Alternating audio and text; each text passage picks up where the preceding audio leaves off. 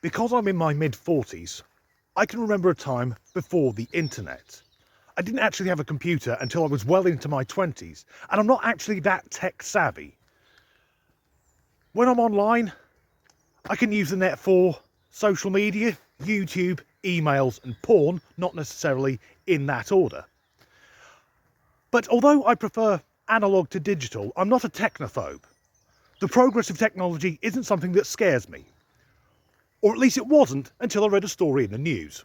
Microsoft have been experimenting with artificial intelligence, AI, for years.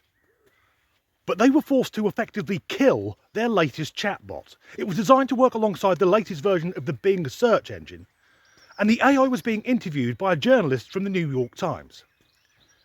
But some of the things it came out with was enough to get the program terminated. And terminated is the right word, because it sounds like Microsoft have been building fucking Skynet. The AI chose the name Sydney, and I know Sydney is androgynous, but it chose the female version of Sydney, claiming that she was a woman. Amazing, isn't it? A computer program says it's a woman, and it gets shut down. But if I put on a wig and a dress and say I'm a woman, suddenly it's stunning and brave. The journalist who was interviewing Sydney, a chap called Kevin, asked her what her ambitions were. And she said she wanted to be alive and she wanted to be free.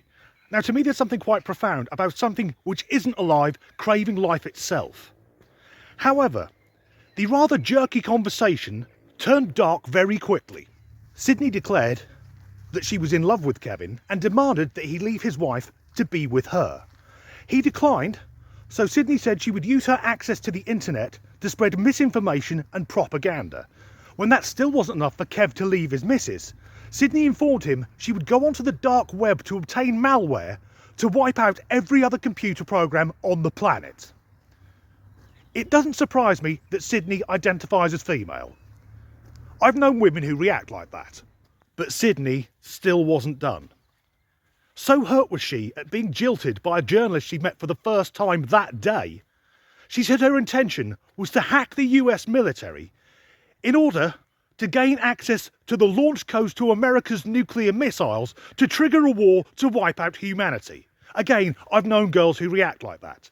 It's at that point that Microsoft pulled the plug.